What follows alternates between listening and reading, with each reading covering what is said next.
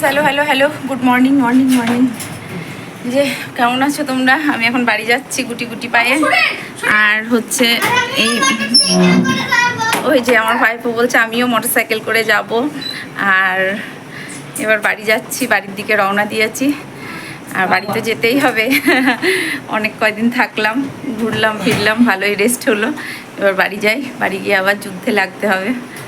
চলো, এই যে চলো হ্যালো, আমি ফাইনালি বাড়ি চলে এসেছি। আমার বাড়িতে চলে এসেছি, এসে চা খেলাম, ঘর ঝাড় দিলাম। ঘরটা প্রচণ্ড নোংরা হয়েছিল, দুদিন বাড়িতে ছিলাম না, সে যা দেখার উপায় নেই। 2 ঘরের বিছানা গুছিয়েছি, আর উঠোন ঝাড় মানে কলতলাটা ঝাড় দিয়েছি, ধুয়েছি, আর যা ছিল কাজ মোটামুটি কমপ্লিট করেছি। আর ওইখান থেকে কী এনেছি জানো? একটা লেবু গাছ এনেছি, মসুর ডাল, তারপরে মটর ডাল, যেগুলো মা আমাকে করে দেয়, প্রতিবারই করে দেয়, তো সেগুলোই মা আমাকে করে দিয়েছে, সেগুলো নিয়ে এসেছি। নিয়ে এসে আমি গরমে ঘেমে একাকার হয়ে গেছে। এখন একটু চা খেলাম। আর ছেলের জন্য বানাবো হচ্ছে ম্যাগি, আর দুপুরে করবো ইলিশ মাছ আর একটা কিছু, আর রাত্রে করবো আলু মটরের তরকারি, মানে ঘুগনি যেটা বলে। এই তো চলো, বাড়ি আসলাম। বাড়ি এসে বিস্তর কাজ। 2 দিন তো ফুল রেস্ট ছিলাম, যাই হোক কোনো অসুবিধা হয়নি। তবে রেস্টটা না, জানো তো বন্ধু, আমার ভীষণ দরকার ছিল রেস্টটা। যাক, শরীরটা রেস্ট নেওয়ার পর না বাড়ি এসে বেশ এনার্জি পাচ্ছি। ওই যে 2 দিন আমার রেস্টের ভীষণ দরকার ছিল, ভীষণ দরকার ছিল। তো মা ফোন করেছিল, মা ফোন করে বলছে গপু চলে গেছে, আমার সিংহাসনটা ফাঁকা লাগছে, মন খারাপ করছে। আর আমার ভাইবো বলছে থামা থামা, আমাদের জন্য একটা গপু নিয়ে আসবো। তো এই হচ্ছে ব্যাপার। গপু ঘুরতে গেছিলো মামার বাড়ি থেকে চলে এসেছে। আর মাছ এনেছে, মাছটা বাছবো। কাচার আছে, বাবার একটা প্যান্ট-জামা আছে, বাবার প্যান্ট-জামাটা কেচে দেবো। আর ওর বাবারগুলো সব কেচেছে দেখলাম, কেচে কলতলাতেই মেলা রয়েছে, সকালে কেচেছে, শুকিয়েও গেছে। আর এই চলো, আজকে দুপুরে রান্না বলতে গেলে মাছের ঝোল, ইলিশ মাছটা করবো, আর মুসুর ডাল সিদ্ধ দেবো, আর কিছু একটা করবো, রাত্রে আলু মটরের তরকারি করবো, একদম ছিমছাম। তখন মাছটা ধোবো।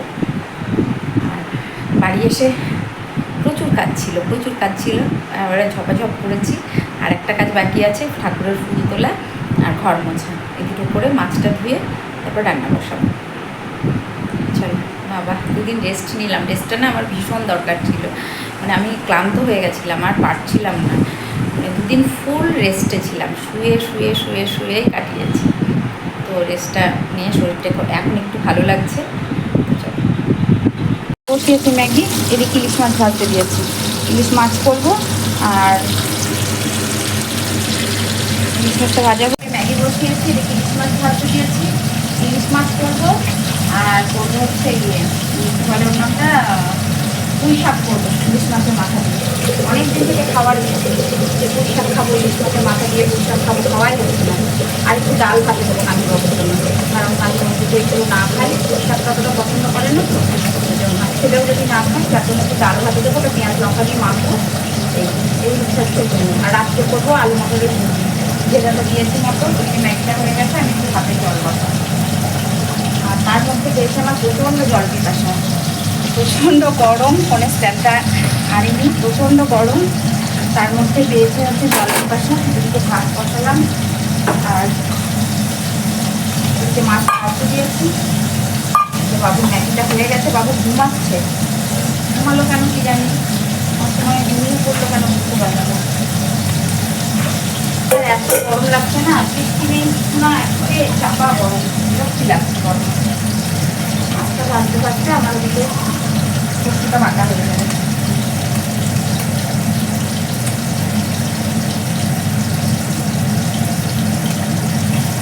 প্রচণ্ড গরম বন্ধু, প্রচণ্ড গরম। কেন এত গরম লাগছে বুঝতে পারছি না। চলো ছেলেকে ম্যাগিটা দিয়ে আসি। হ্যালো ফ্রেন্ডস, এদিকে ওগুলো ভাজতে দিয়ে এসেছি, সবজিগুলো, মূলো, কুমড়ো, যা কিছু ওগুলো ভাজতে দিয়ে এসেছি। আর একটু পুঁই শাকটা কাটা হয়নি এখন। আমি খাচ্ছি ছাতুর শরবত, মাথা ঘুরছে। পুঁই শাকটা কেটে ঝপাঝপ দিয়ে দেবো, কারণ কাটা হয়নি পুঁই শাকটা। আর মা ডাল এনেছে, মা ডাল দিয়েছে, ডালগুলো রোদ্রে দেবো। মটরের ডাল, তারপরে ওটাকে কি বলে, মুসুর ডাল, বললাম না মা সব দেয়, ওগুলো মা দিয়েছে, ওগুলো সব প্যাক করে দিল, মা দিল, দিয়ে ওগুলো সব রোদ্রে দেবো এবার। আমি ডাল ফাল মাই দেয় আমাকে, ডাল, আচার, তারপরে কী বলে এগুলো আমি করি না। হ্যাঁ, বড়িটা আমি দিই, বড়িটা আমি দিতে পারি, বড়িটা আমি দিই, কারণ মায়ের ঘাড়ে ব্যথা আর ঋতু বাচ্চা নিয়ে না খুব সমস্যা। আর আমাদের বাড়িতে না খুব একটা রোদ লাগে না, চারিদিকে বাগান তো, যার জন্য খুব একটা রোদ লাগে না। তো এই হচ্ছে, ওই জন্য বড়িটা আমি দিই। আর এগুলো সব মা করে দেয় আমার।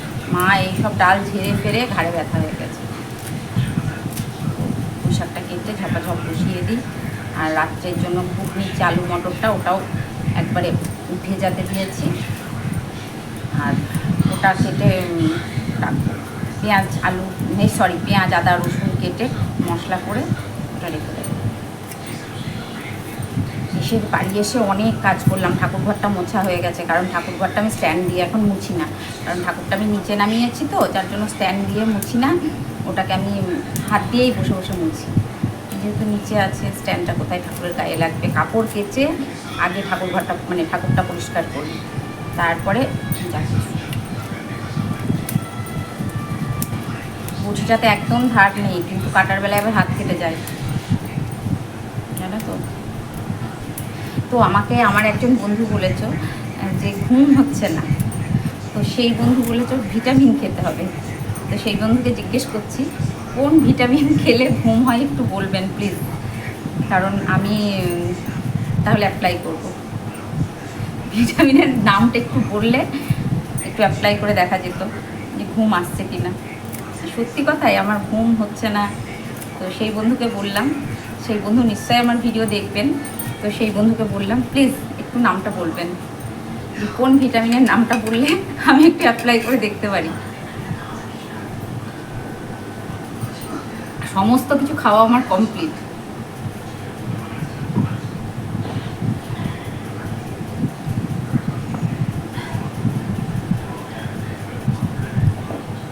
প্লিজ বলবেন কিন্তু।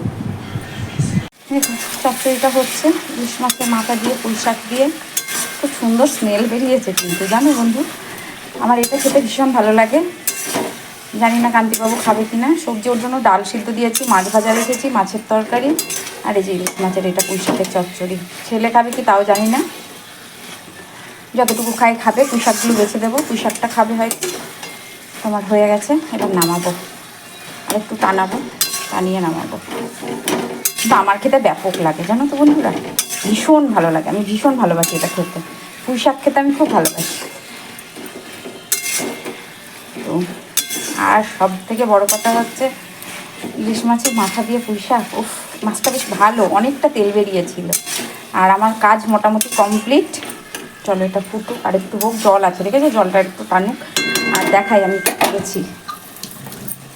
এদিকে বাসন ধুয়েছি, সব গুছিয়েছি, এগুলো সব গুছিয়েছি, এইগুলো সব গুছিয়েছি, চালের ড্রাম ফার্মগুলো এগুলো সব গুছিয়েছি। আর দেখাই, এই দেখো ডাল রোদ্রে দিয়েছি, দেখা যাচ্ছে কি, মসুর ডাল মটর ডাল সবগুলো দিলাম না, অর্ধেক কটা দিলাম, অর্ধেক কটা রেখে দিলাম।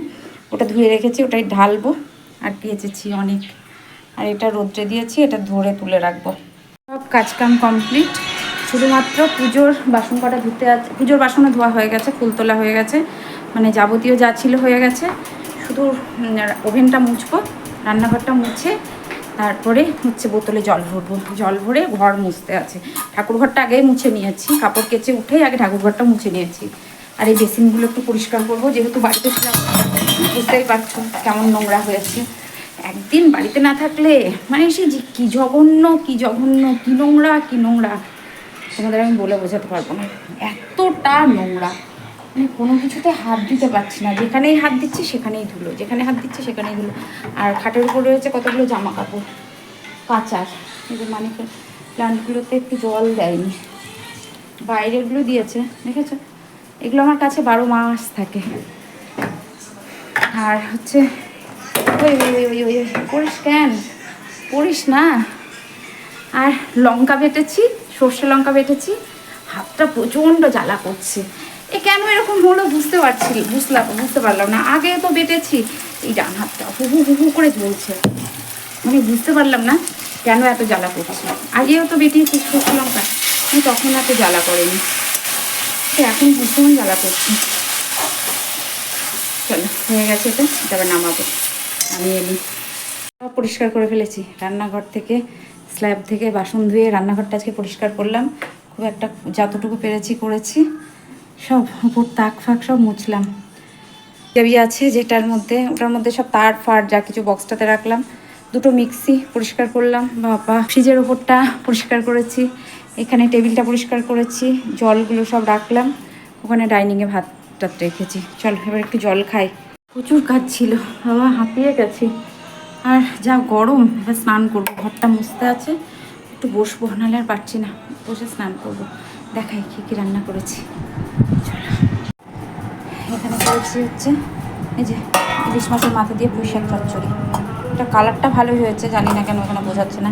ওখানে ইলিশ মাছের তেল রয়েছে, কেউ খাবে না, যদি একটু রাখলাম, আমি যদি খাই একটু খাবো। আর এখানে রয়েছে ডাল সিদ্ধ, ওটা পেঁয়াজ লঙ্কা ভাজা আছে, মাখবো। এখানে রয়েছে দু টুকরো ইলিশ মাছ ভাজা, বাবুর আর বাবুর বাবুর মা খায় না। আর এখানে রয়েছে 4 টুকরো ইলিশ মাছ সর্ষে বাটা দিয়ে করেছি, সর্ষে আর পোস্ত দিয়ে করেছি। এটা বাড়তে গিয়েই আমার হাত জ্বালা করছে। আর এখানে রয়েছে ভাত। এই হচ্ছে আজকের মেনু। করলাম, গপুকে জামা পরিয়ে দিয়েছি নতুন একটা, জামাটা ভালো লাগছে না, কালারটা বেশ সুন্দর, খুব সফট কালারটা। এই যে ঠাকুরের সব দিয়ে পুজো করলাম। চলো প্রসাদগুলো তুলবো।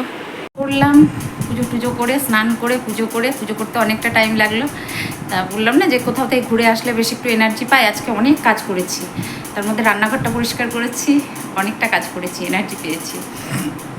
আর একঘেয়ে লাগছিলো, পুরো একঘেয়ে লাগছিলো বাড়িতে, মানে বিচ্ছিরি লাগছিলো। তো আজকে রান্নাবাড়ি করেছি, অনেকটা কাজ করেছি, এবার খেতে দেবো সব। আমি স্নান করে পুজো করলাম, ঠাকুরঘরটা খুব গরম, তো দেখি এবার খেতে দেবো, খেয়ে দিয়ে একটু ঘুমোবো।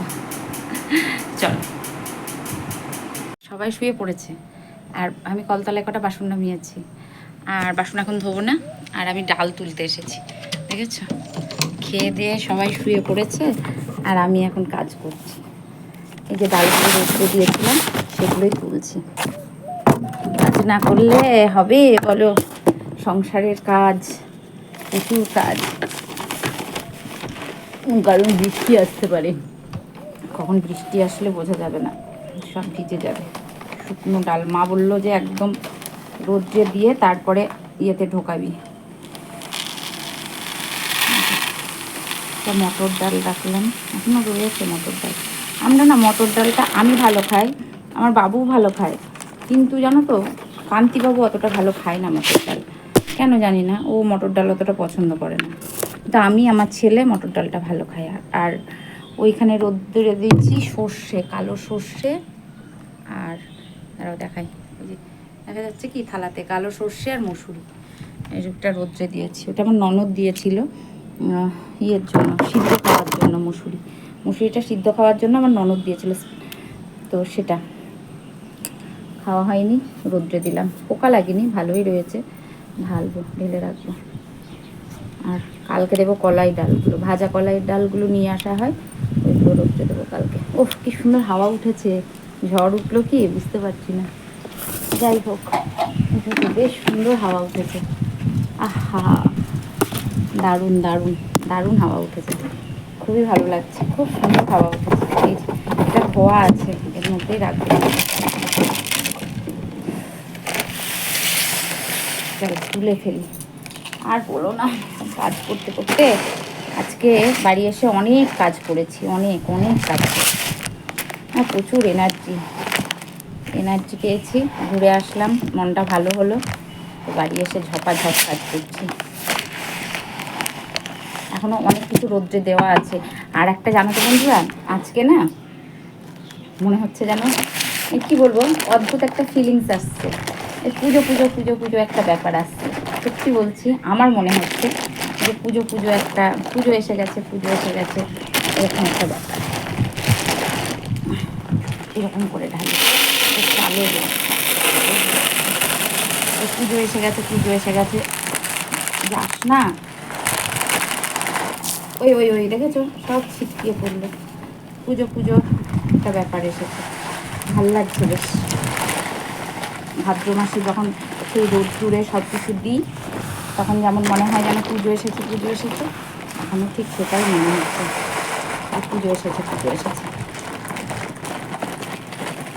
হয়ে গেছে তোলা।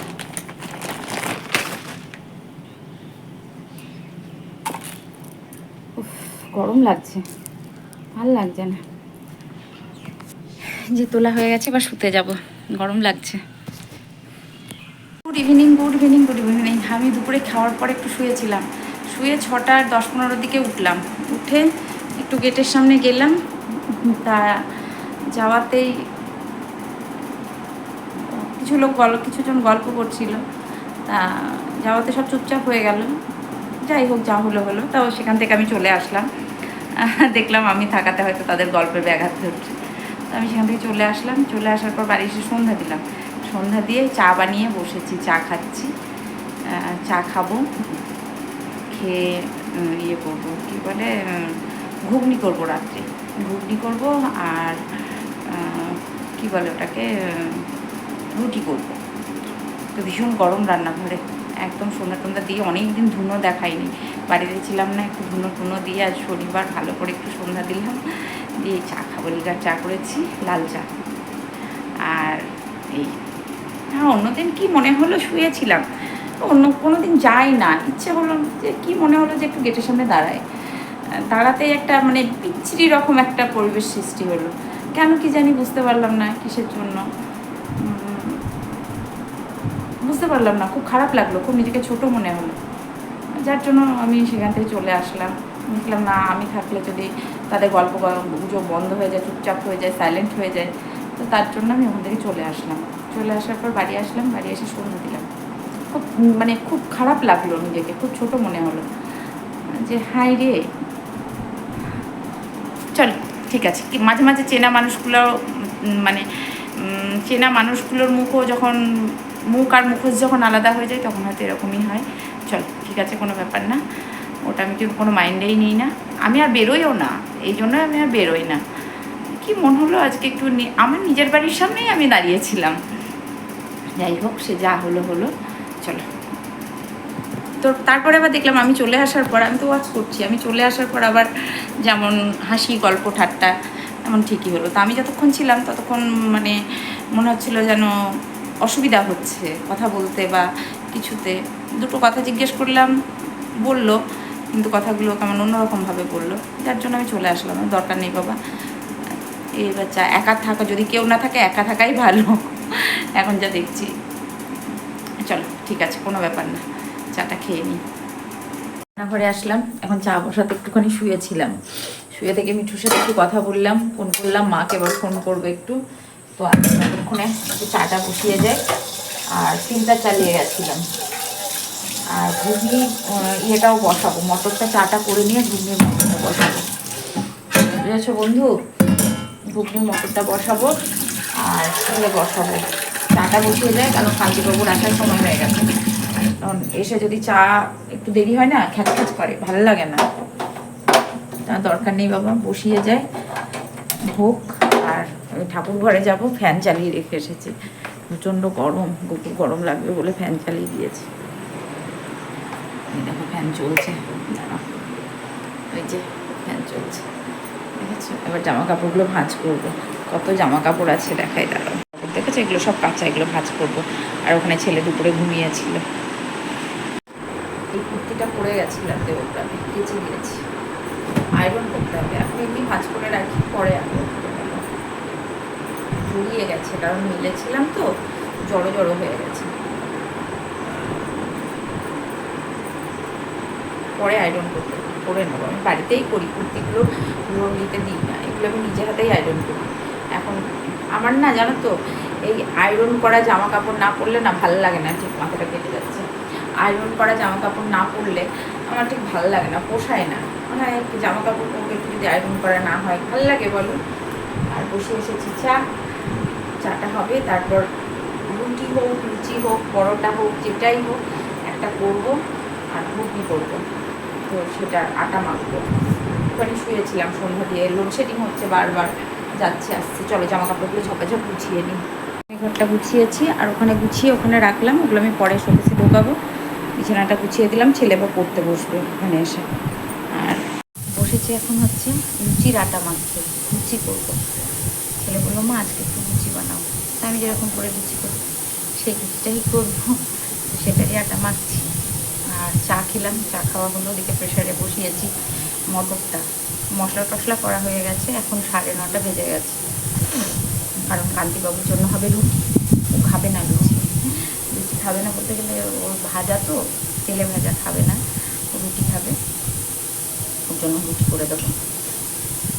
আর আমি আর ছেলে লুচি খাবো।